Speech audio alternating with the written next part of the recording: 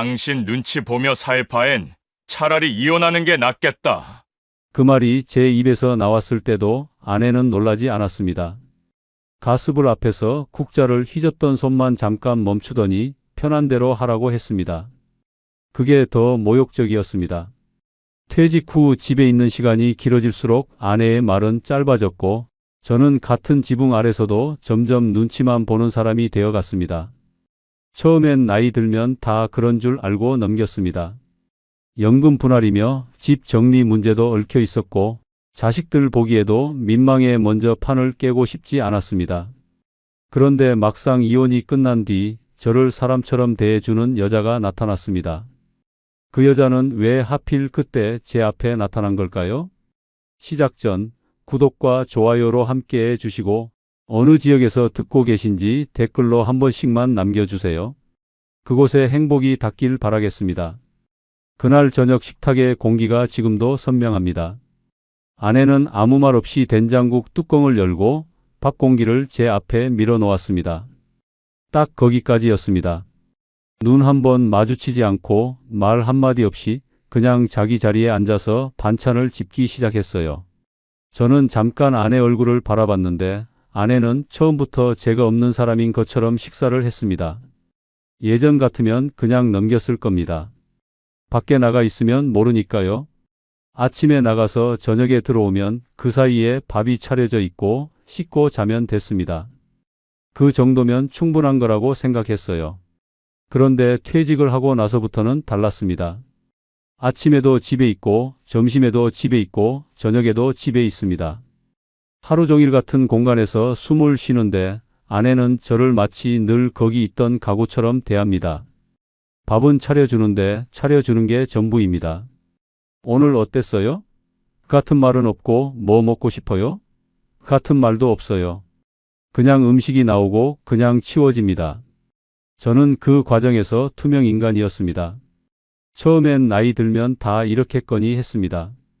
50대, 60대 부부가 다 살갑게 사는 건 아니잖아요.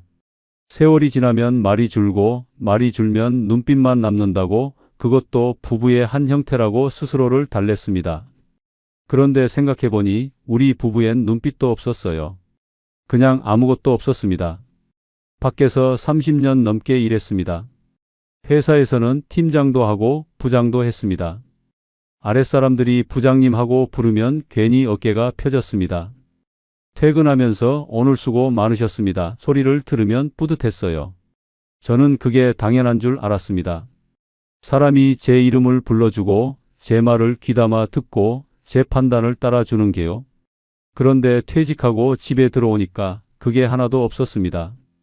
아내는 제가 퇴직하기 전이나 후나 태도가 똑같았습니다. 아니, 솔직히 말하면 집에 오래 있을수록 더 귀찮아하는 것처럼 느껴졌습니다. 동네 마트에 같이 가자고 했더니 혼자 다녀올게요 하고 나가버리고 아는 프로그램 켜서 같이 보자고 했더니 저는 할 일 있어요 하면서 방으로 들어가 버립니다. 같이 있는 시간이 많아졌는데 그 시간이 오히려 저를 더 투명하게 만들었습니다. 아들 한지훈이는 직장 다니느라 바쁘고 딸 한소연이는 결혼해서 따로 살고 있었습니다. 자식들한테 연락이라도 하려고 하면 아내가 이미 먼저 통화를 끝내놨더라고요. 저는 그 뒤에 아버지도 바꿔드려요? 소리 한번 못 들은 채로 휴대폰이 제 손에 들어오면 이미 통화가 끊겨 있었습니다. 그때 무슨 감정이었는지 정확히 표현하기가 쉽지 않습니다. 서럽다는 말은 좀 약하고 화가 난다는 말도 딱 맞지는 않았어요. 뭔가 제가 이 집에서 슬그머니 지워지는 것 같은 느낌이었습니다. 30년 넘게 이 가족을 먹여 살렸는데 이 집에서 제 자리가 없다는 게 날마다 선명해지는 거예요. 어느 날 저녁이었습니다. 아내가 거실 청소를 하는데 제가 소파에 앉아 있으니까 청소기를 제 발 옆으로 밀면서 잠깐 발 들어줘요라고 했습니다. 발을 들어줬더니 말없이 밀고 지나갔어요. 고맙다는 말도 없고 눈도 안 맞췄습니다. 그냥 짐 치우듯이 지나간 겁니다. 그게 결정타였어요. 그렇게까지 모욕적인 장면이 아닐 수도 있는데 저한테는 그날 그 순간이 30년이 다 담긴 것처럼 꽂혔습니다. 이 사람한테 나는 잠깐 발 들어줘야 하는 장애물이구나 싶었습니다. 그날 밤 밥을 먹다가 그 말이 튀어나왔습니다. 당신 눈치 보며 살 바엔 차라리 이혼하는 게 낫겠다. 속에서 끓던 말이 드디어 나왔을 때 저는 솔직히 후련했습니다. 이 말 한마디가 아내를 흔들어 놓을 거라는 막연한 기대도 있었어요. 놀라거나 울거나 아니면 그동안 미안했어요 소리라도 듣고 싶었던 거겠죠. 그런데 아내는 국그릇에서 숟가락을 내려놓더니 잠깐 저를 봤습니다. 지치고 오래 묵은 눈빛이었습니다. 화도 아니고 슬픔도 아니었어요. 그냥 다 달아버린 표정이었습니다. 그렇게까지 생각했으면 편한 대로 하세요. 그게 전부였습니다. 저는 그 말을 듣고 오히려 더 화가 났습니다. 붙잡지 않는다는 게, 만류 한마디 없다는 게 가슴에 불이 붙는 것 같았어요. 내가 이혼이라는 말까지 꺼냈는데 이게 전부냐고요? 그 분노가 저를 움직였습니다. 홧김이 아니라는 걸 증명하겠다는 오기로 그 다음 날부터 제가 먼저 움직였습니다. 아는 법무사 사무실에 전화를 넣었습니다. 협의 이혼 절차에 대해 물어봤어요. 처음엔 상담만 할 생각이었는데 전화 한 통이 끝나고 나니까 이상하게 흥분이 됐습니다. 내가 진짜 이 집을 나갈 수 있다는 감각이 처음으로 현실처럼 느껴진 거예요. 아내한테 다시 꺼냈습니다. 이번엔 조용하게 차갑게요. 진지하게 생각해 봤는데 이혼 절차 밟읍시다. 연금 분할이랑 집 정리 이야기도 같이 해야 할 것 같아요. 아내가 한동안 말이 없었습니다. 그때도 저는 이 침묵이 붙잡으려는 머뭇거림이길 바랐습니다. 그런데 아내는 조용히 고개를 끄덕이더니 알겠어요 하고 말았어요. 그 두 글자가 전부였습니다. 연금 분할 상담은 예상보다 빠르게 진행됐습니다. 혼인 기간 중 쌓인 국민연금을 어떻게 나눌 것인지, 집은 어떻게 정리할 것인지 이야기가 오갔습니다. 저는 집은 아내한테 넘기고 연금 일부를 분할하는 방향으로 정리했습니다. 작은 오피스텔을 알아봤고 임시로 살 공간도 머릿속에 그렸습니다. 이혼 조정 날짜가 잡혔을 때 저는 이상하게 가슴이 두근거렸습니다.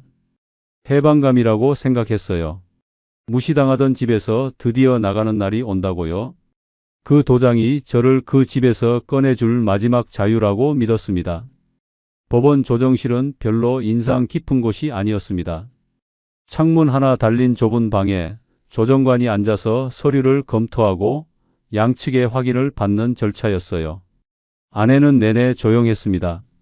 제가 말할 때도 정면을 바라봤고 서류에 도장을 찍을 때도 손 하나 떨리지 않았습니다. 저는 그때 아내 손을 힐끗 봤습니다. 거칠고 검버섯이 좀 있는 손이었습니다. 30년 넘게 밥을 하고 빨래를 하고 청소를 하고 자식들 뒷바라지를 한 손이겠죠.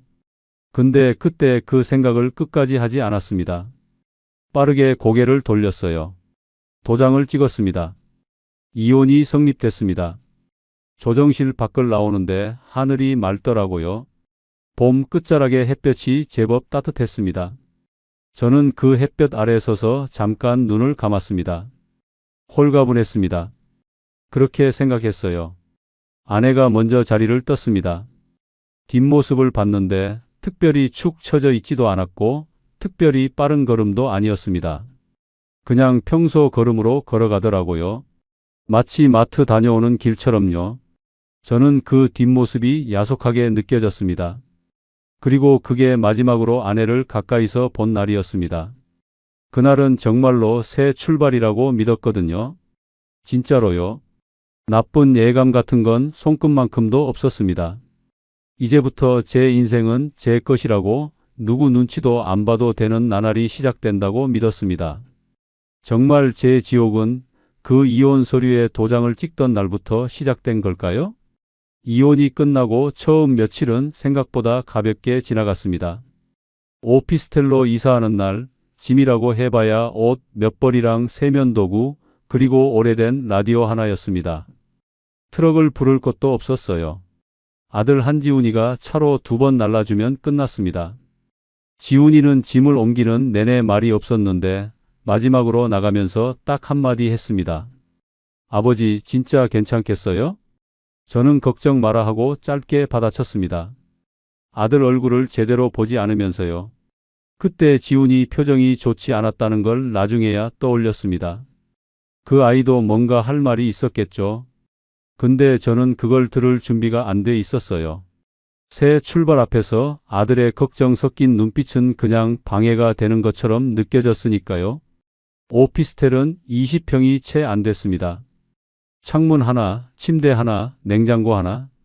거실이라고 해야 소파 하나 놓으면 딱 차는 공간이었어요. 그런데 처음엔 그게 오히려 좋았습니다. 아무것도 없으니까요. 치워야 할 것도 없고 신경 써야 할 것도 없고 눈치 볼 사람도 없었습니다. 첫날 밤은 편의점에서 도시락을 하나 사다가 혼자 먹었습니다. TV도 없어서 라디오를 틀어놓고 창밖 불빛을 보며 앉아 있었어요.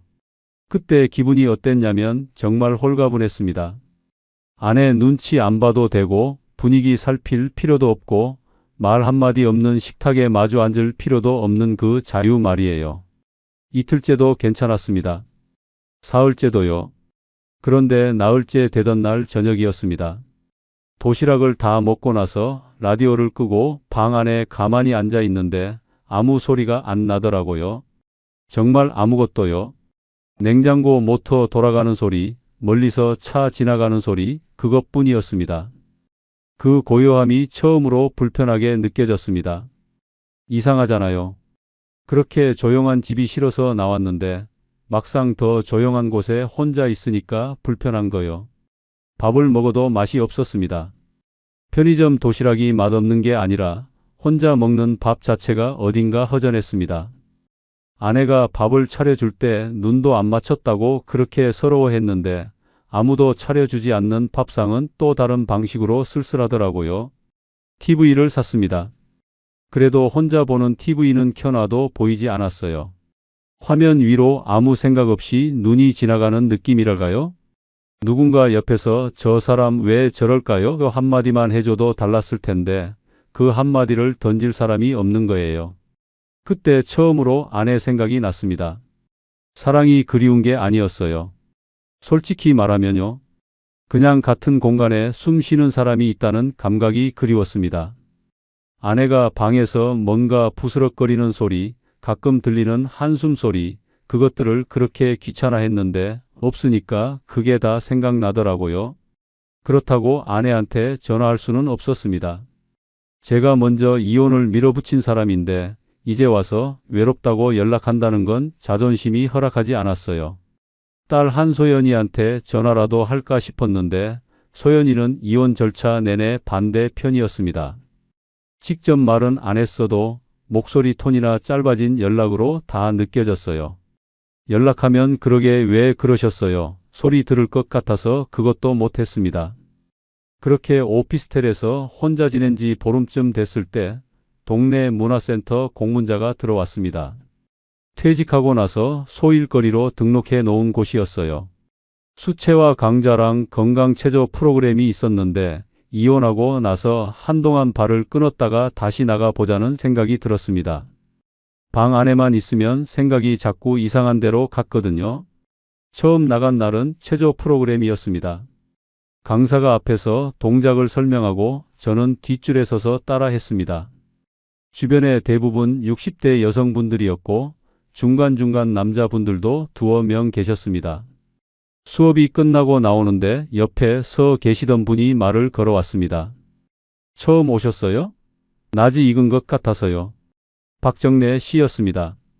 63세라고 하셨는데 말투가 털털하고 부침성이 좋은 분이었어요.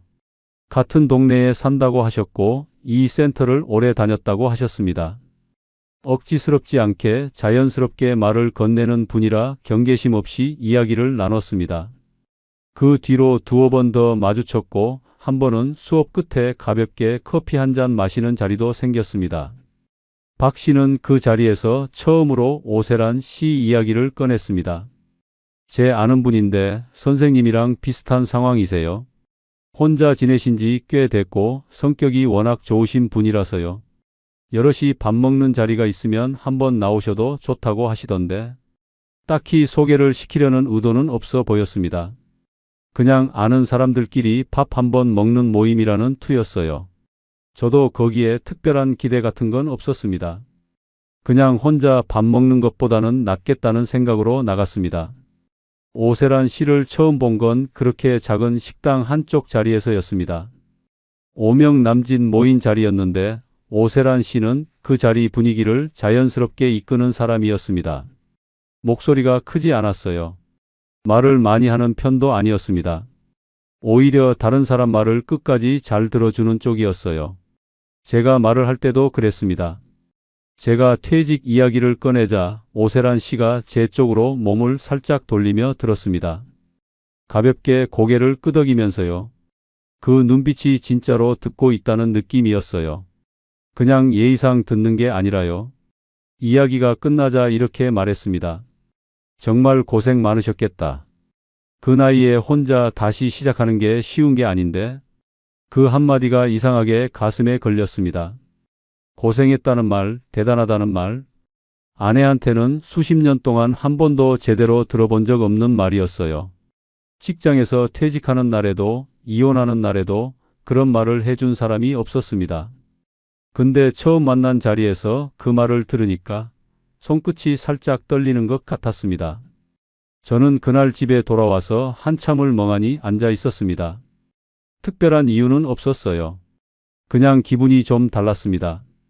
오래 가라앉아 있던 무언가가 살짝 떠오른 느낌이랄까요? 그 여자가 예뻐서가 아니었어요. 저를 사람 취급해줬다는 그 감각 때문이었습니다. 며칠 뒤 박정래 씨를 통해 연락처가 오갔습니다. 오세란 씨가 먼저 문자를 보내왔습니다. 그날 자리가 즐거웠다는 내용이었고 혹시 건강 챙기고 계시냐는 안부였습니다. 짧은 문자였는데 읽고 나서 괜히 입꼬리가 올라갔습니다. 그때부터였습니다. 연락이 점점 잦아졌어요.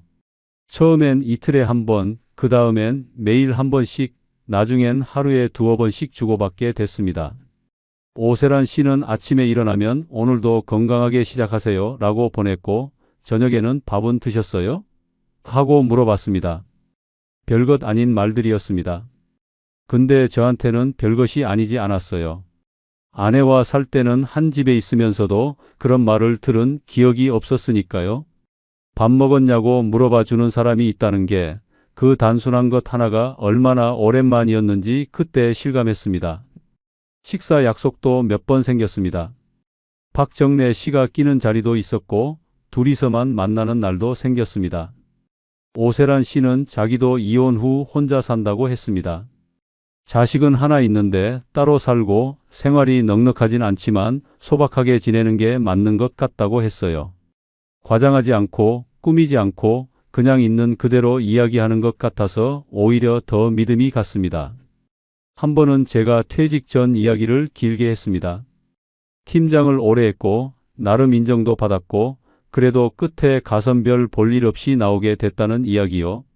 말하다 보니 서러운 게 올라왔습니다. 목이 좀 잠기기도 했어요.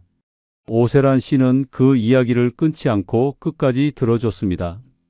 다 끝나고 나서 조용히 말했어요. 그동안 혼자 너무 많이 짊어지고 살아오셨네요. 그 말에 저는 할 말을 잃었습니다. 누군가 그 말을 해줬으면 했는데 아무도 해준 적이 없었거든요.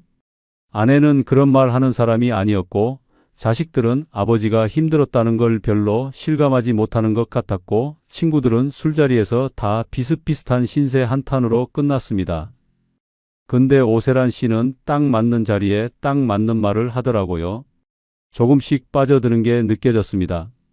제가 빠져든 게 오세란 씨라는 사람인지 아니면 그 여자가 저한테 건네는 말의 온기인지는 구분이 안 됐어요. 그냥 그 사람과 연락하는 시간이 기다려졌습니다. 답장이 조금만 늦어도 신경이 쓰였고 오늘 만나자는 연락이 오면 외출 준비가 평소보다 빨라졌습니다. 옷을 좀 더 신경 써서 입게 됐어요. 거울 앞에 서는 시간도 늘었습니다. 흰 머리가 좀 많이 났다 싶어서 미용실도 오랜만에 갔습니다. 20년 만에 혼자 미용실 문을 열고 들어갔더니 젊은 원장이 어떻게 해드릴까요? 하고 물어보는데 저도 모르게 좀 젊어 보이게요 라고 했습니다. 그 말이 입에서 나오는 순간 스스로도 피식 웃었습니다. 예전엔 그런 생각 자체를 안 했거든요. 어차피 늙어가는 거 꾸며서 뭐 하냐 그런 생각이었는데 어느 날부터 그게 달라졌어요. 누군가 저를 보는 시선이 생기니까 저도 저를 돌아보게 되더라고요. 나중에 생각해 보면요. 저는 그 여자를 사랑하기 전에 먼저 다른 걸 사랑하고 있었습니다. 내가 아직도 누군가에게 필요한 사람일 수 있다는 그 착각을요. 오세란 씨가 저한테 어떤 말을 해줬느냐가 중요한 게 아니라 제가 그 말을 듣고 싶어 했다는 게 핵심이었습니다. 저는 이미 그때 무너져 있었던 겁니다. 그냥 아직 눈치를 못 채고 있었을 뿐이에요. 그 여자는 정말 저를 이해해 준 걸까요? 아니면 처음부터 제 빈자리를 노리고 들어온 걸까요? 오세란 씨와 만난 지 한 달쯤 지났을 무렵이었습니다. 그날은 둘이서 작은 국밥집에서 저녁을 먹었습니다. 특별한 자리는 아니었어요. 그냥 가볍게 밥 한 끼 하자고 해서 나간 자리였는데 오세란 씨가 밥을 먹다가 갑자기 숟가락을 내려놓더니 저를 바라봤습니다. 뭔가 말을 꺼내려다 망설이는 표정이었어요. 저는 그냥 기다렸습니다. 잠시 후 오세란 씨가 조용히 말했습니다. 오빠는 앞으로 어떻게 살고 싶으세요? 뜬금없는 질문이었는데 이상하게 거부감이 없었습니다. 오히려 누군가 그걸 진지하게 물어봐 준다는 게 낯설게 느껴질 만큼 오랜만이었어요. 아들도 딸도 그런 걸 물어본 적이 없었거든요. 다들 아버지가 어떻게 살아야 하는지는 알아서 할 거라고 생각하거나 아니면 그냥 관심이 없었겠죠. 저는 잠깐 생각하다가 솔직하게 말했습니다. 모르겠어요. 연금 나오는 거랑 저축해 놓은 거로 버티다가 그냥 조용히 사는 거겠지요. 그 말이 입에서 나오는데 스스로도 참 쓸쓸하게 들렸습니다. 64년 살아온 인생의 결론이 버티다가 조용이라니요. 오세란 씨가 그 말을 듣고 잠깐 고개를 숙였다가 다시 봤습니다. 저는요, 오빠. 작게 장사하면서 살고 싶었거든요.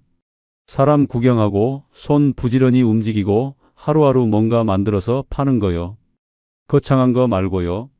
그냥 작은 가게 하나. 그 말투가 꾸밈이 없었습니다. 들뜬 것도 아니고 계획을 발표하는 것도 아니었어요. 그냥 오래 마음에 담아둔 이야기를 꺼내는 것 같았습니다. 그래서 더 진짜처럼 들렸어요. 저는 자연스럽게 물었습니다. 무슨 장사요? 오세란 씨가 살짝 웃으면서 말했습니다. 반찬 가게요? 도시락도 같이 하면 좋겠고요.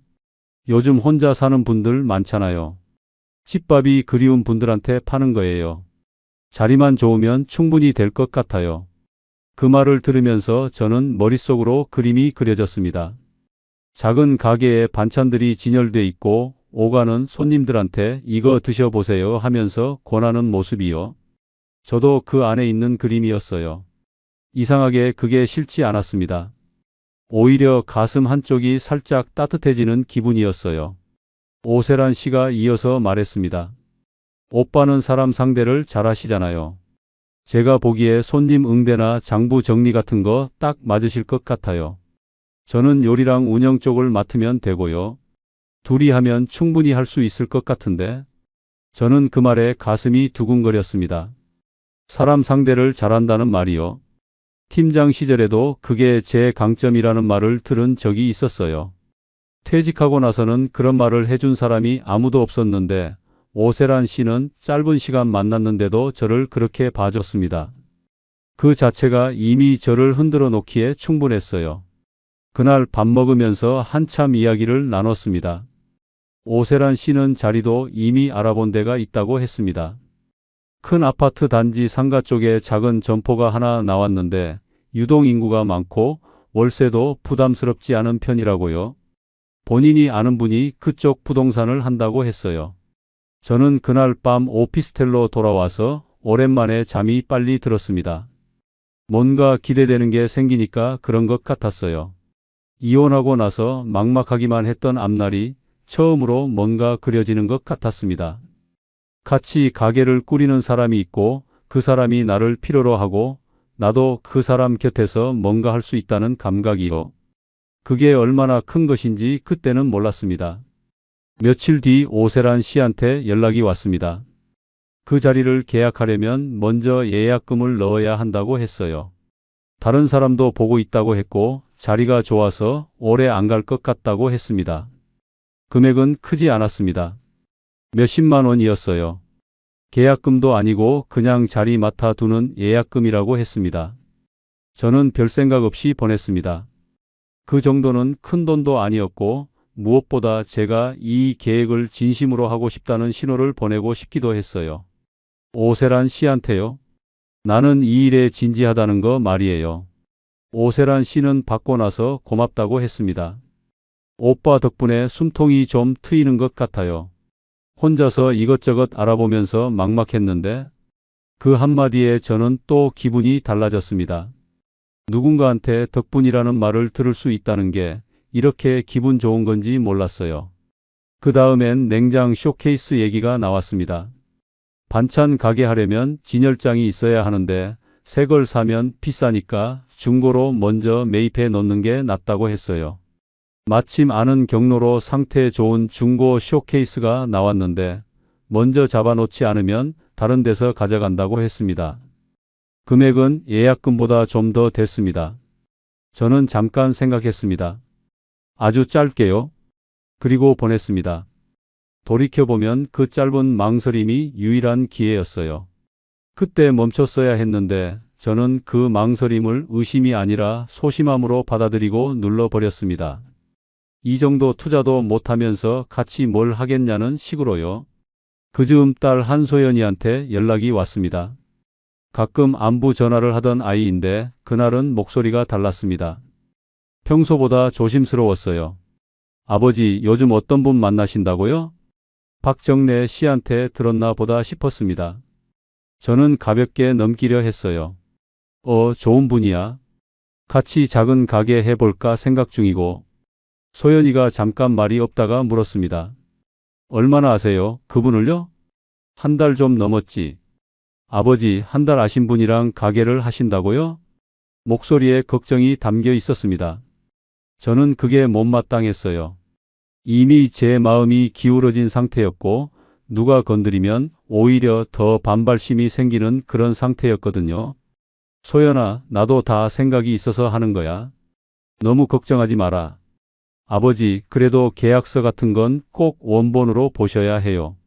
그리고 돈 먼저 보내시면 안 돼요. 그 말이 귀에 들어오지 않았습니다. 아니, 들어오긴 했는데 제가 받아들이지 않은 거겠죠. 알았어. 짧게 끊었습니다. 아들 한지훈이도 비슷한 시기에 연락이 왔습니다. 지훈이는 좀 더 직접적이었어요. 아버지, 그 여자분 신원 확인은 해 보셨어요? 요즘 혼자 사시는 어르신들 대상으로 접근하는 사기가 많아요. 돈은 절대 먼저 보내시면 안 됩니다. 저는 그 말에 그만 역정이 났습니다. 야, 지훈아. 아버지가 뭘 모르는 사람이냐? 사람 보는 눈이 없어서 30년 넘게 회사 생활을 했겠냐? 너희는 세상을 너무 삐딱하게 본다. 지훈이가 잠시 침묵하다가 말했습니다. 아버지, 저 걱정하는 거예요. 걱정은 무슨 걱정이야? 알아서 할 테니까 신경 꺼. 그렇게 끊었습니다. 전화를 끊고 나서 오히려 오세란 씨한테 연락했습니다. 자식들이 이런저런 말을 한다는 건 말하지 않았어요.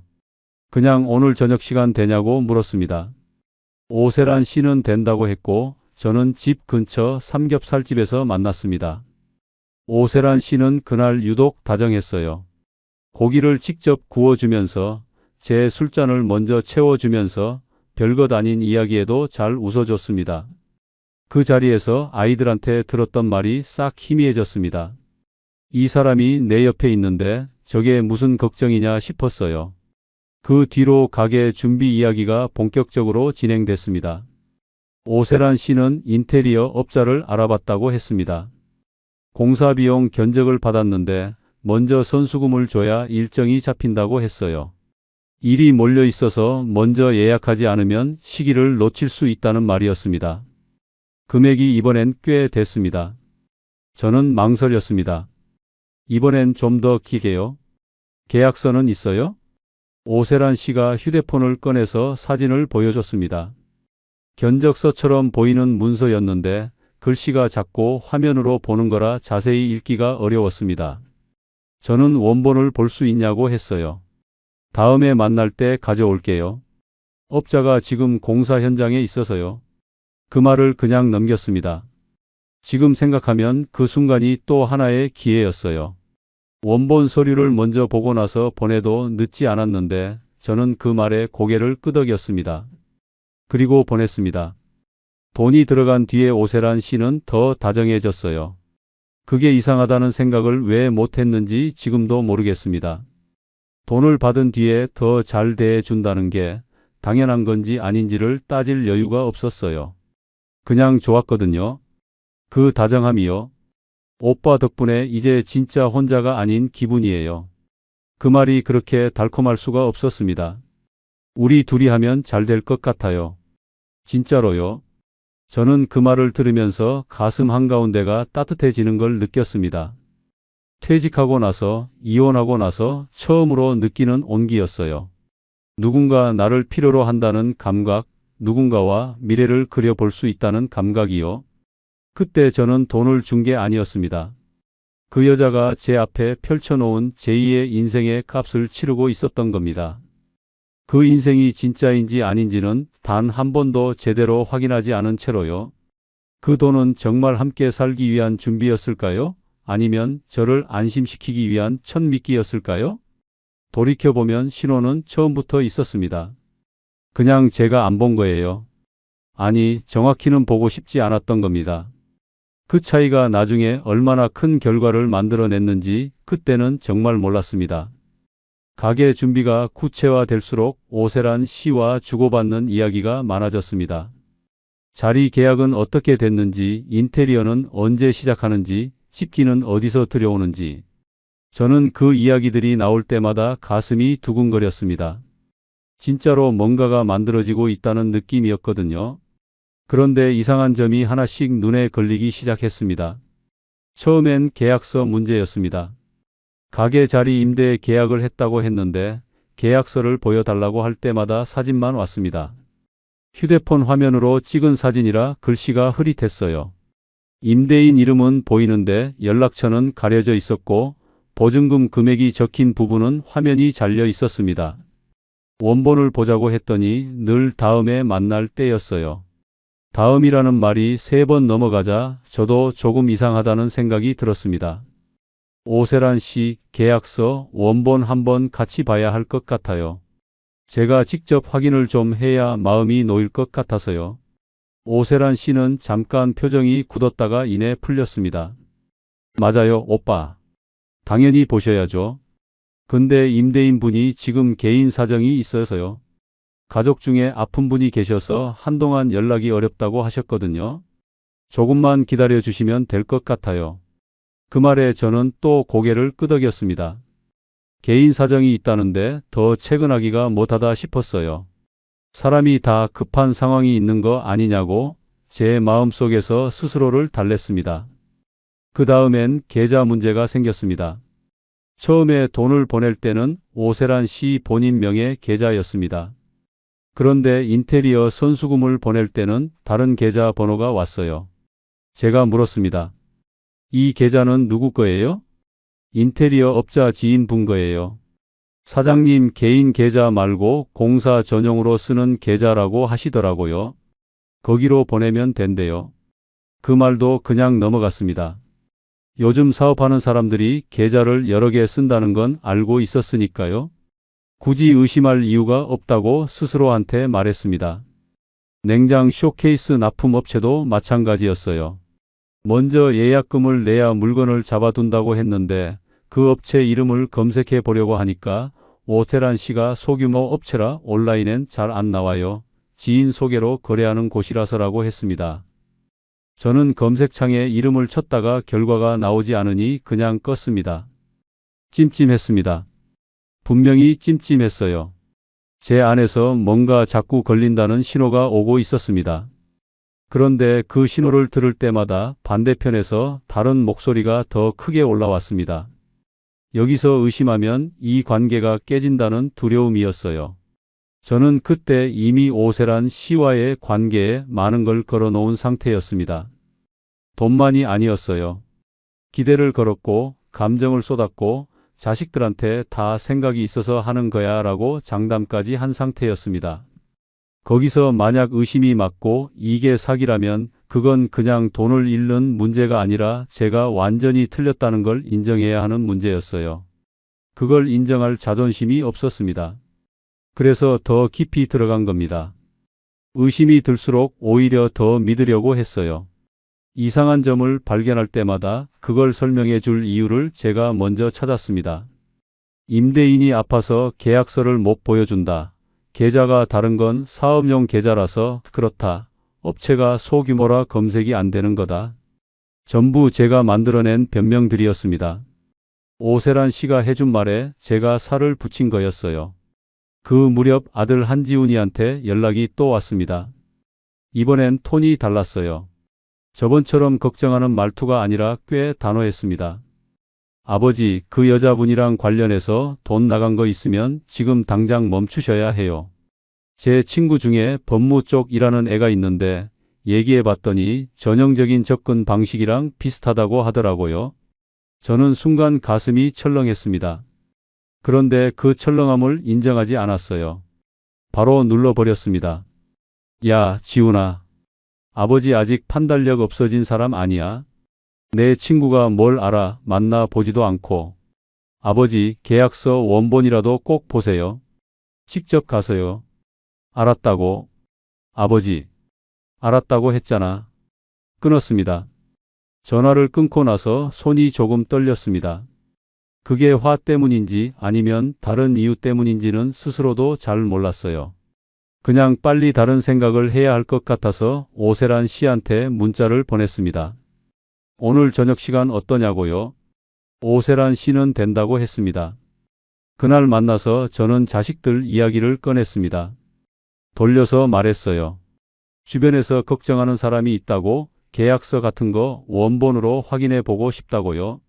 오세란 씨 표정이 잠깐 변했습니다. 굳어지는 게 아니라 서운해지는 표정이었어요. 그게 더 무서웠습니다. 화를 내면 차라리 의심이라도 할 텐데 서운해하니까 제가 오히려 잘못한 사람이 된 것 같았습니다. 오빠도 나 못 믿겠으면 여기까지만 해요. 그 말이 조용히 나왔습니다. 울먹이는 것도 아니었어요. 그냥 담담하게 하지만 단호하게 나온 말이었습니다. 그 담담함이 오히려 더 아팠어요. 화를 내며 왜 의심해요? 라고 했으면 제가 방어할 수 있었을 텐데 조용히 여기까지만 해요 라고 하니까 그게 전부 제 잘못인 것 같은 기분이 들었습니다.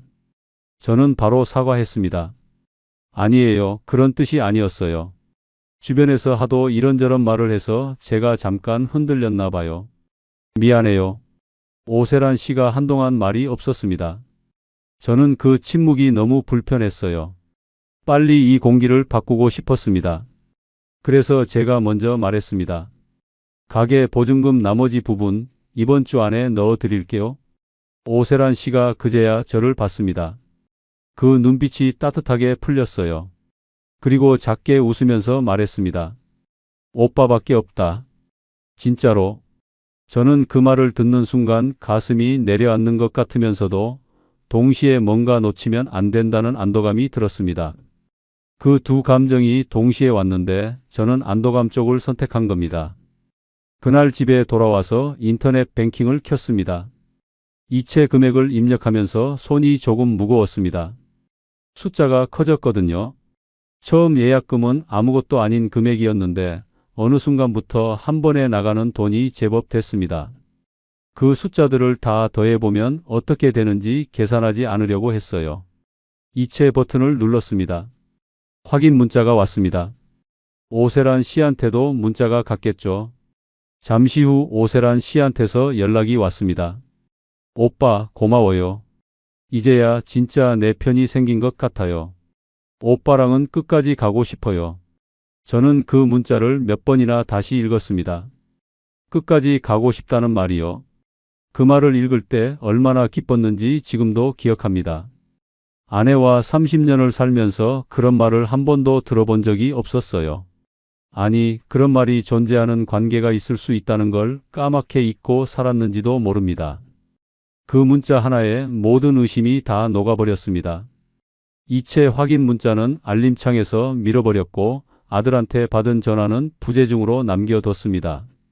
딸 소연이 문자에는 잘 지내고 있어 라고만 짧게 답했어요. 그렇게 며칠이 또 지났습니다. 가게 오픈 날짜 이야기가 나왔습니다. 오세란 씨는 인테리어가 다음 달 안으로 끝나면 그 달 말쯤 오픈할 수 있을 것 같다고 했습니다. 저는 달력을 봤어요. 그 날짜가 생각보다 얼마 남지 않았더라고요.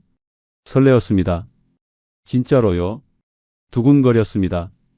가게 이름을 뭐로 할지도 생각해봤고 오픈하는 날 어떤 옷을 입고 나갈지도 머릿속에서 그려봤습니다.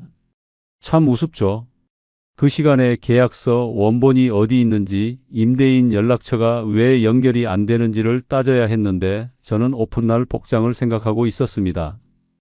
그때 저는 이미 알고 있었던 것 같습니다. 마음 한구석에서는요. 뭔가 이상하다는 걸, 이게 정상적인 방식으로 진행되는 게 아니라는 걸요. 그런데 그 알고 있음을 인정해버리면 모든 걸 다시 되돌려야 하는데 그게 너무 무서웠습니다. 돈을 잃는 것보다 이 관계를 잃는 게 더 두려웠어요. 오세란 씨가 떠나면 다시 그 오피스텔의 긴 밤으로 돌아가야 하니까요. 라디오 소리만 들리는 방으로 혼자 먹는 편의점 도시락으로 아무도 밥 먹었냐고 물어봐 주지 않는 하루하루로요. 그게 너무 싫었습니다. 그러니까 저는 이상하다는 걸 알면서도 더 큰 돈으로 그 불안을 눌렀던 겁니다. 의심이 올라올 때마다 돈을 더 보내면 오세란 씨가 더 다정해지고 그 다정함이 의심을 덮어줬거든요. 나중에 그걸 깨달았을 때 정말 무서웠습니다. 제가 속은 게 아니었어요. 저는 속고 싶었던 겁니다. 그 차이를 인정하는 게 가장 힘들었습니다. 정말 무너진 건 돈이었을까요? 아니면 끝까지 속고 싶어 한 제 자존심이었을까요? 가게 오픈 날짜가 2주 앞으로 다가왔을 때였습니다. 저는 그 즈음 하루에 한 번씩은 꼭 오세란 씨한테 연락을 했습니다. 인테리어는 잘 되고 있는지, 집기 납품은 언제 들어오는지, 간판은 어떤 걸로 할지 같은 이야기들이요. 오세란 씨는 늘 잘 되고 있다고 했습니다. 이제 거의 다 왔다고요. 조금만 더 기다리면 된다고요. 저는 그 말을 들을 때마다 안심이 됐습니다. 그 안심이 얼마나 위험한 건지도 모른 채로요. 이혼하고 나서 정확히 석 달쯤 지난 어느 아침이었습니다. 잠에서 깨어나 제일 먼저 하는 게 오세란 씨 문자 확인이었는데 그날 아침엔 아무것도 없었습니다. 전날 밤까지는 연락이 됐었거든요. 별일 없겠거니 하고 세수를 하고 밥을 먹었습니다. 오전이 지나도 연락이 없었습니다. 점심을 먹고 나서 제가 먼저 문자를 보냈습니다. 오늘 인테리어 현장 확인하러 간다고 했는데 어때요? 읽힘 표시가 뜨지 않았습니다. 처음엔 바쁜가 보다 했습니다. 현장에 있으면 전화 받기 어려울 수도 있고 문자 확인할 여유가 없을 수도 있으니까요.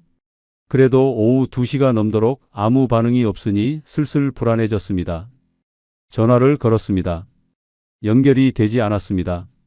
한 번, 두 번, 세 번. 전부 연결음만 울리다가 끊어졌습니다. 음성 사서함으로 넘어가지도 않았어요.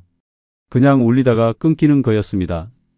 가슴 한쪽이 싸늘해졌습니다. 그래도 아직은 별일 없을 거라고 생각하려 했어요. 핸드폰이 방전됐을 수도 있고 급한 일이 생겼을 수도 있고 통화권 밖에 있을 수도 있다고요. 그런 생각들을 머릿속에 하나씩 꺼내서 늘어놓으면서 저 자신을 달랬습니다. 저녁 6시가 됐습니다. 여전히 연락이 없었습니다. 문자 메시지는 읽히지 않은 채로 그대로였습니다. 전화는 여전히 연결이 안 됐어요. 카카오톡 프로필 사진은 그대로인데 마지막 접속 시간이 어젯밤으로 멈춰 있었습니다. 그때부터 손이 차가워지기 시작했습니다. 저는 오세란 씨가 가게 자리라고 알려준 주소를 떠올렸습니다. 아파트 단지 상가 쪽이라고 했었는데 정확한 호수까지는 몰랐어요. 그래도 일단 가봐야겠다 싶었습니다. 버스를 탔습니다. 그 상가 앞에 내려서 입구부터 쭉 걸었어요. 치킨집, 편의점, 미용실, 부동산, 분식집. 반찬 가게 예정지라고 했던 자리가 어딘지 찾으려고 2번을 왔다 갔다 했습니다. 없었습니다. 공사 중인 곳이 없었어요. 인테리어 한창이어야 할 점포가 없었습니다. 있어야 할 자리에 이미 다른 가게가 멀쩡히 영업 중이었어요. 오래된 것처럼 보이는 가게였습니다. 최근에 새로 들어온 곳이 아니었어요. 저는 그 앞에 서서 한동안 움직이지 못했습니다. 다리가 무거웠어요. 아니, 다리만이 아니라 온몸이 갑자기 납덩이가 된 것 같았습니다. 머릿속이 하얘지면서 동시에 지난 석 달이 빠르게 스쳐 지나갔어요. 예약금, 쇼케이스 매입금, 인테리어 선수금, 보증금 일부. 그 숫자들이 하나씩 떠올랐습니다. 더하면 얼마가 되는지 그때서야 계산이 됐습니다. 머릿속으로 계산하는 내내 손끝이 떨렸어요. 근처 부동산 문을 두드렸습니다. 중년 남자 직원이 나왔는데 저는 이 상가에 반찬 가게 들어온다는 얘기 들으셨냐고 물었습니다. 직원이 고개를 저었어요. 이 상가요? 공실이 하나도 없는데요. 다 오래된 가게들이에요. 혹시 최근에 임대 문의 들어온 곳 있었나요? 50대 후반 여성분이 알아보셨을 수도 있어요. 직원이 잠깐 생각하다가 고개를 저었습니다. 없었는데요. 저는 부동산을 나와서 상가 벤치에 앉았습니다. 한동안 아무 생각도 안 됐어요. 머리가 멈춘 것 같았습니다. 오가는 사람들이 눈앞을 지나가는데 그게 다 배경처럼 보였어요. 소리도 잘 들리지 않았습니다. 한참 후에야 몸이 움직였습니다. 은행에 가야겠다고 생각했습니다. 제가 보낸 계좌들에 대해 확인해 봐야 할 것 같았어요. 은행 창구에 앉아서 거래 내역을 뽑았습니다. 직원이 인쇄된 종이를 내밀었는데 저는 그걸 받아들고 숫자들을 봤습니다. 처음 예약금부터 가장 최근에 보낸 금액까지 전부 나열돼 있었어요.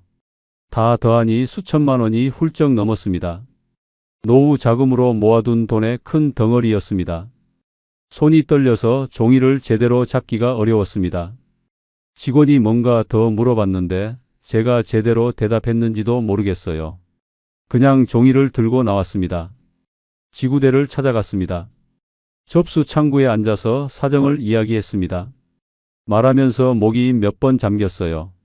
담당 경찰관이 진술을 듣더니 기초 조사를 시작했고 며칠 뒤 정식 접수를 하게 됐습니다. 그 과정에서 형사 김태성 씨를 만났습니다. 40대 후반으로 보이는 분이었는데 말이 많지 않고 차분한 사람이었어요. 제 진술을 듣더니 서류를 꺼내서 이것저것 적었습니다. 그러다가 조용히 말했습니다. 보내신 계좌 중에 본인 명의 계좌는 하나고 나머지는 전부 다른 명의였네요. 그 말을 듣는 순간 눈앞이 어질어질했습니다. 명의가 여러 번 바뀐 경우는 처음부터 추적이 쉽지 않습니다. 계좌가 이미 비워진 상태면 더요. 저는 물었습니다. 회수는 가능한가요? 김 형사가 제 눈을 잠깐 봤습니다. 그 눈빛이 이미 답이었어요. 최선을 다하겠지만 솔직히 말씀드리면 전액 회수는 쉽지 않습니다. 이런 유형의 사기는 애초에 돈이 빠져나가는 구조로 설계돼 있어서요.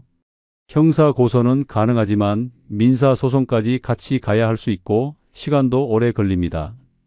저는 더 물어볼 말을 찾지 못했습니다. 다음 날 오세란 씨 이름으로 신원 조회를 요청했습니다. 며칠 뒤 나온 결과를 듣는데 발이 땅에 붙지 않는 것 같았습니다. 오세란이라는 이름 자체가 맞는지 확실하지 않았습니다. 소개받은 경위를 다시 추적해보니 박정래 씨도 사실 잘 아는 사이가 아니었어요. 문화센터에서 몇 번 마주쳤을 뿐인데 그 여자가 먼저 접근해서 자연스럽게 자리를 만들었던 거였습니다. 이혼 후 혼자 산다는 것도, 자식이 하나 있다는 것도, 예전에 작은 일을 해봤다는 것도 확인된 건 하나도 없었습니다. 전부 그 여자 입에서 나온 말이었고 저는 그걸 단 한 번도 검증하지 않았어요. 소개해줬다는 인테리어 업자도 연락이 끊겼습니다. 냉장 쇼케이스 납품 업체도 존재 자체가 확인되지 않았어요. 임대인이라는 사람은 처음부터 없었고 계약서 사진은 어딘가에서 구한 양식의 내용만 채워 넣은 것이었습니다. 전부였습니다. 그 여자가 저한테 보여준 것들 중에 진짜인 게 없었어요. 김 형사가 마지막으로 말했습니다. 처음부터 계획된 접근이었을 가능성이 높습니다. 이혼 직후 혼자 사시는 분들, 외로움이 크신 분들을 대상으로 이런 방식으로 접근하는 경우가 있어요. 감정을 먼저 얻고 신뢰를 쌓은 다음에 돈을 요청하는 방식입니다. 피해자분이 잘못하신 게 아닙니다. 그 말이 위로가 되지 않았습니다. 잘못이 없다는 말이 그 순간만큼은 아무 의미가 없었어요. 왜냐면 저는 신호를 봤거든요. 계좌가 바뀔 때, 계약서 원본이 안 나올 때, 임대인 연락처가 막혔을 때, 저는 다 봤어요. 보고도 눈을 감았습니다. 그게 더 무서웠습니다. 속은 게 아니라 속고 싶었다는 걸 그제야 완전히 인정해야 했거든요. 지구대에서 나와서 길을 걷는데 어디로 가야 하는지 몰랐습니다. 오피스텔로 돌아가야 하는데 발이 멈춰 서더라고요. 길 한복판은 아니었고 편의점 앞 작은 의자에 주저앉았습니다. 주변에 사람들이 오갔습니다. 장 보고 돌아가는 아주머니, 퇴근하는 직장인, 손잡고 걷는 노부부. 다 자기 갈 곳이 있는 사람들이었습니다. 저는 그 자리에 앉아서 그 사람들을 멍하니 봤어요. 눈물이 나오려고 했는데 나오지 않았습니다. 그게 더 이상했어요. 울 수 있으면 오히려 나을 것 같았는데 그 감정조차 어디서 나와야 하는지 모르겠는 것처럼 아무것도 안 됐습니다. 그제야 모든 조각이 맞아 들어갔습니다. 저를 위로해 준 것도, 끝까지 들어준 것도, 그동안 고생했다고 말해준 것도, 오빠밖에 없다고 했던 것도, 끝까지 같이 가고 싶다고 했던 것도 전부 제 외로움을 읽고 맞춘 연기였습니다.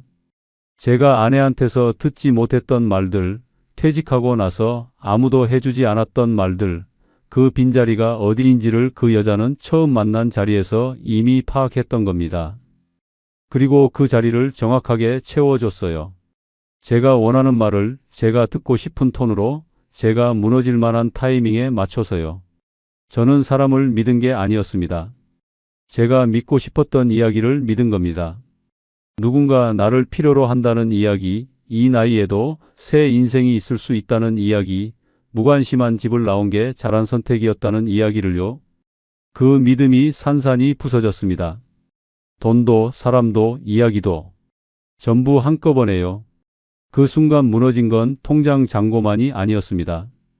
누군가 저를 사랑해 줄 수 있다는 믿음까지, 이 나이에도 다시 시작할 수 있다는 믿음까지 전부 같이 무너졌습니다. 편의점 의자에 앉아서 한참을 그렇게 있었습니다. 어두워지고 나서야 일어났어요. 오피스텔로 돌아가는 버스를 탔는데 창밖을 보는 내내 아무 생각이 없었습니다. 아니, 생각이 없는 게 아니라 너무 많아서 하나도 정리가 안 됐어요. 돈도 사람도 잃은 제가 이제 어디로 돌아갈 수 있었겠습니까? 오피스텔로 돌아온 날 밤은 유독 길었습니다. 불을 켜지 않고 한동안 현관 앞에 서 있었습니다. 신발을 벗고 들어가야 하는데 발이 움직이지 않았어요. 좁은 공간이 그날따라 더 좁게 느껴졌습니다. 벽이 가까이 있는 것 같고 천장이 낮은 것 같고 공기도 탁한 것 같았어요. 아무것도 바뀐 게 없는데 제가 달라진 거겠죠. 겨우 불을 켜고 들어가서 침대에 앉았습니다. 휴대폰을 봤습니다. 오세란 씨 이름이 연락처에 그대로 있었어요. 문자 목록에는 수십 개의 대화가 쌓여 있었고 마지막 메시지는 오빠랑은 끝까지 가고 싶다는 말이었습니다. 그걸 보는 순간 목이 막혔습니다. 지우려다가 못 지웠어요. 그냥 휴대폰을 뒤집어 놨습니다. 그날 밤은 잠을 못 잤습니다. 눈은 감겨 있는데 머릿속이 멈추질 않았어요. 지난 석 달이 자꾸 재생됐습니다. 처음 만난 국밥집 자리, 삼겹살 구워주던 손, 아침마다 왔던 건강하게 시작하세요 문자. 그것들이 전부 연기였다는 걸 알면서도 머릿속에서 자꾸 그 장면들이 떠올랐습니다. 그게 더 고통스러웠어요. 나쁜 기억은 빨리 잊히는데 좋았던 기억은 오래 남거든요. 그리고 그 좋았던 기억들이 전부 가짜였다는 걸 알면서도 지워지지 않을 때 그게 가장 잔인한 겁니다. 다음 날부터 현실이 빠르게 들어왔습니다. 오피스텔 월세가 밀려 있었습니다. 한 달치였는데 그냥 넘길 수 있는 금액이 아니었어요. 사기를 당하고 나서 통장 잔고를 다시 확인하는 게 무서웠는데 결국 마주해야 했습니다. 화면에 뜬 숫자를 보는데 눈이 잘 안 믿어졌어요. 노후 자금으로 모아뒀던 돈의 큰 부분이 빠져나가고 나니 남은 건 당장 몇 달 버티기도 빠듯한 금액이었습니다. 연금이 나오긴 했지만 그걸로 오피스텔 월세를 내고 나면 생활비가 거의 남지 않았어요. 카드값 명세서도 왔습니다. 오세란 씨 만나면서 밥도 사고 옷도 좀 사고 미용실도 가고 그 비용들이 다 쌓여 있었습니다. 전부 별것 아닌 것들이었는데 모이니까 꽤 됐어요. 어떻게든 버텨보려고 했습니다. 지출을 줄이고 편의점 도시락으로 끼니를 해결하고 외출을 줄이고 그렇게 한 달을 버텼는데 두 달째가 되자 한계가 왔습니다. 오피스텔 주인한테 연락이 왔어요. 월세가 두 달 밀렸으니 정리해달라는 내용이었습니다. 저는 그제야 자식들한테 연락을 해야겠다고 생각했습니다. 딸 한소연이한테 먼저 전화를 걸었습니다. 벨이 몇 번 울리다가 소연이가 받았어요. 목소리가 평소와 달랐습니다. 차갑지는 않았는데 거리가 느껴졌어요. 소연아, 아버지가 좀 어렵게 됐다. 잠깐만 도움을 받을 수 있을까 싶어서. 소연이가 한동안 말이 없었습니다. 그 침묵이 얼마나 긴지 느껴지더라고요.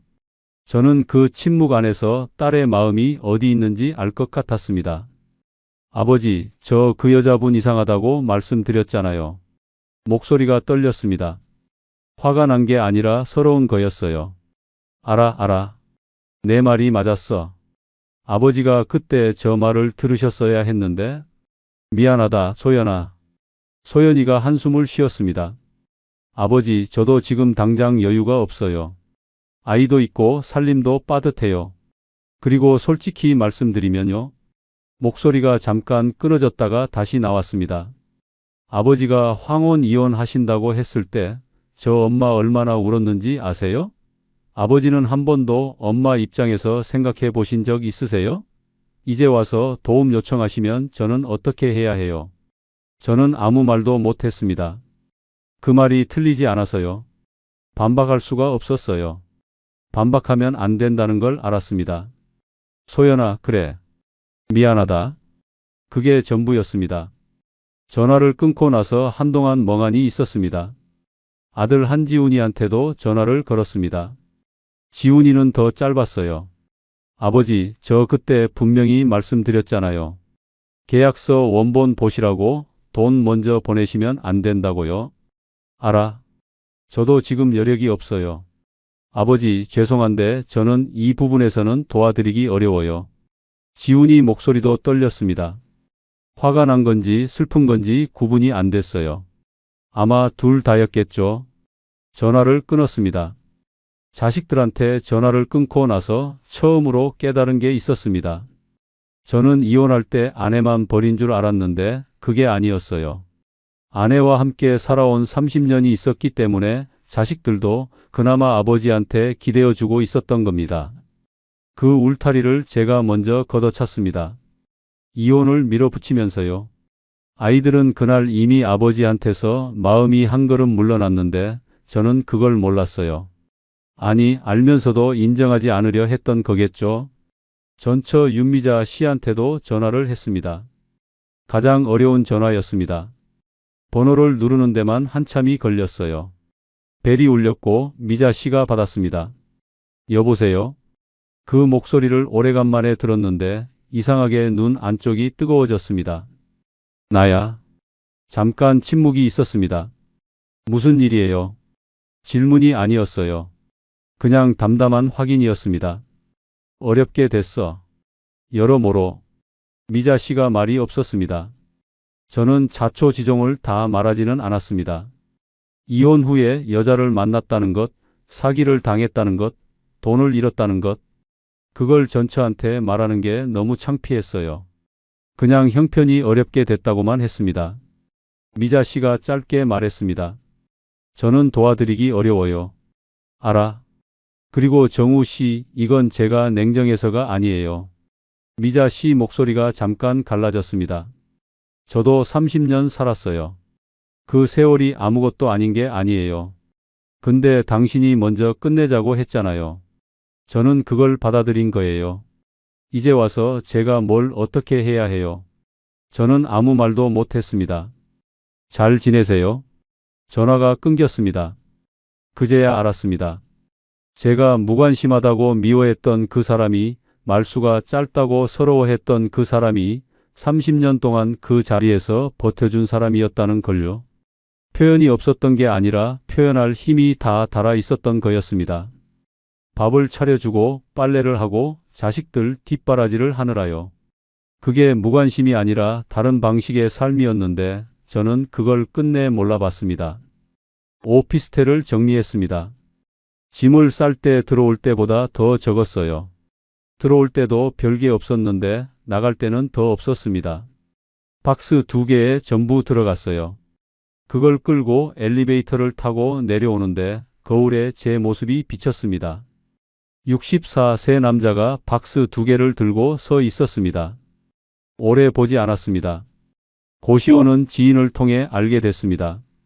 월세가 부담 없는 곳을 찾다 보니 거기까지 갔어요.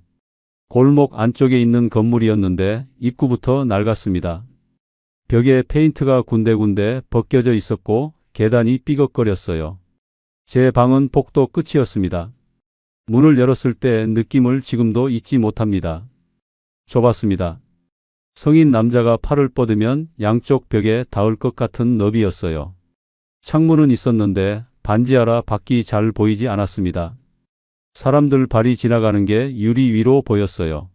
침대 하나, 낡은 선풍기 하나, 작은 책상 하나. 그게 전부였습니다. 박스를 내려놓고 침대에 앉았습니다. 스프링이 꺼져 있어서 앉자마자 푹 꺼졌어요. 형광등이 윙윙 소리를 냈습니다. 복도 끝에서 누군가 기침하는 소리가 벽을 타고 들어왔어요. 저는 그 방에 앉아서 한참 아무것도 안 했습니다. 밥이 생각나지 않았어요. 배가 고픈지 아닌지도 몰랐습니다. 그냥 앉아 있었어요. 어두워지고 나서야 편의점에 갔습니다. 컵라면 하나, 삼각김밥 하나. 돌아와서 컵라면에 물을 붓고 기다리는 동안 창문 너머 발들이 지나가는 걸 봤습니다. 여러 종류의 발이었어요. 빠른 발, 느린 발, 운동화, 구두, 슬리퍼. 국물을 마시는데 짰습니다. 라면이 짠 건지 눈물이 들어간 건지 몰랐어요. 그렇게 며칠이 지났습니다. 휴대폰 요금이 아까워서 데이터를 꺼놓는 날이 생겼습니다. 와이파이가 잡히는 편의점에 가서 가끔 연락을 확인했어요. 아들한테서도 딸한테서도 연락은 없었습니다. 오세란 씨 번호는 이미 결번이 됐더라고요. 경찰 수사가 진행 중이었지만 진전이 있다는 소식은 없었습니다. 어느 날 밤 잠이 안 와서 천장을 보다가 불현듯 생각이 났습니다. 이혼하기 직전 마지막으로 같이 먹었던 저녁이요. 그날도 된장국이었습니다. 아내가 말없이 밥 공기를 밀어줬고 저는 눈도 안 맞추고 먹었어요. 그 밥이 얼마나 따뜻했는지 그때는 몰랐습니다. 매일 그 자리에 있었으니까요. 없어지고 나서야 알았습니다. 30년 동안 차려진 밥상이 당연한 게 아니었다는 걸요. 말이 없어도 매일 그 자리에 있어줬다는 것 자체가 어떤 다정한 말보다 더 오래가는 것이었다는 걸요. 저는 그걸 무관심이라고 불렀습니다. 그게 무관심이 아니라 달아서 굳어버린 사람의 방식이었는데 저는 끝내 그 언어를 읽지 못했습니다. 형광등이 밤새 윙윙거렸습니다. 복도 끝 공용 화장실 물 내려가는 소리가 들렸어요. 옆방에서 TV 소리가 낮게 새어 나왔습니다. 저는 그 소리들 속에 누워서 눈을 감았습니다. 잠은 오지 않았습니다. 불과 석 달 전 저는 새 인생이 시작된다고 믿었습니다. 늦게 찾아온 사랑 덕분에 다시 살아날 수 있다고요. 그 믿음이 얼마나 값비쌌는지는 고시원 창문 너머로 지나가는 발들을 보면서야 알았습니다. 결국 저를 지옥으로 밀어넣은 건 아내의 무관심이 아니었습니다.